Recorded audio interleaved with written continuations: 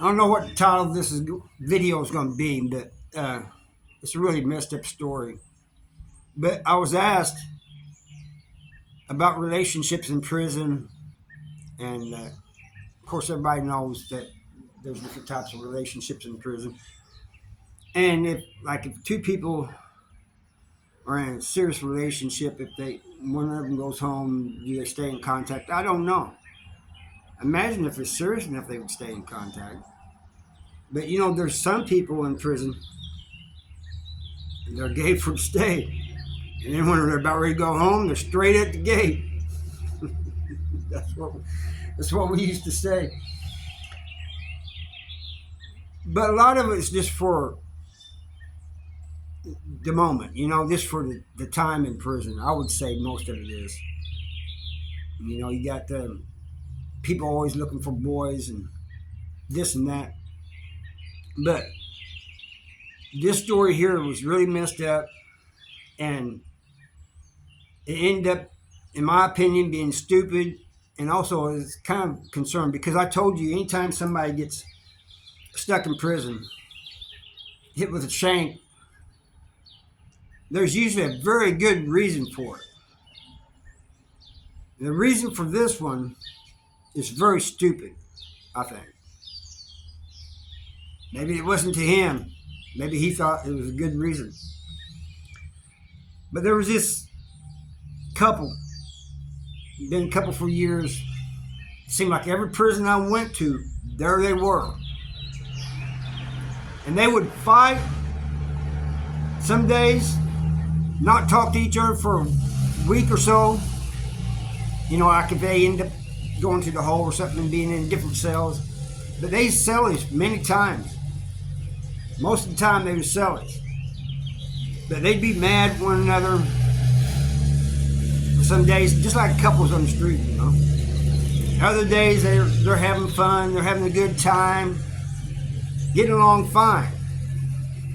But they was always together. They never, ever, split and went with somebody else or anything like that. Not that I know of. It's always been. Now there was one time where there was another boy that was messing with him for a while. I don't know what their relationship was to that boy, but it was maybe just a few months. I don't know what was going on there. But those two never, good times and bad times, they stayed together. But one day, one of them gets a release date and is about to go home. He'll be going home. And I guess this surprised us all. We're out in the yard, and he goes out there and just shanks this guy. Just hits him a couple times. And I'm pretty sure he wasn't trying to delete him. But they take him to the hole and everything, and he's in the hole for months. Well, it comes out that he did that because he wanted to stay in prison. So this guy, out in the yard, minding his own business, as far as all of us knew, this boy didn't have a beef with this guy. Neither did his partner. And he stabs him. You would think you'd at least find somebody that you hated, you didn't like, whatever, but from my understanding, he just picked up a random person. That means it could have been anybody. It could have been me, it could have been myself, it could have been anybody. That's kind of concerning there. He just did it, just because he wanted to stay in prison. But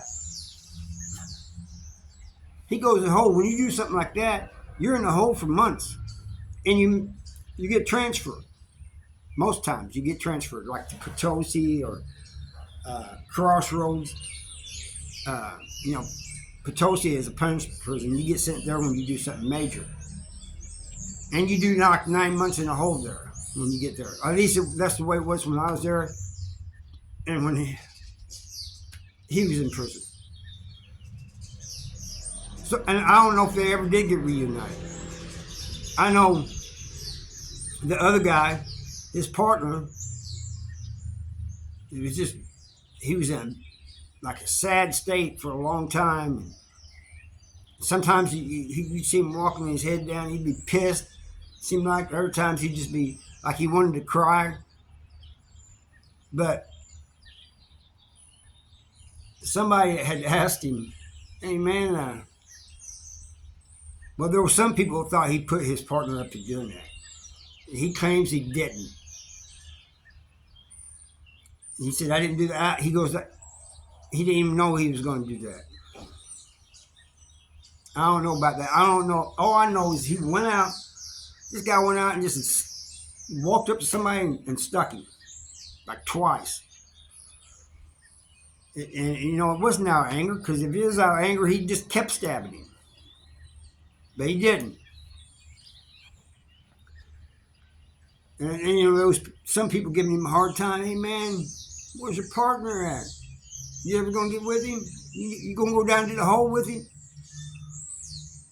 He didn't go down to the hole with him, but I do think the guy got transferred because he was trying to get transferred later on. So I think, you know, he was trying to get to wherever he was at. But that just goes to show you people that anything can happen in prison. Anything. It's crazy, man. You meet all types of people there. Every type of person you can think of, every type of personality you can think of. And you just never know what's going to happen. There's people who's been attacked because they wanted to check in. We call it check-in room. But they don't want to go and say they're checking in, because when you go and ask for check-in, protective custody, you got to give a name and say that you feel like your life is in danger and all this and that.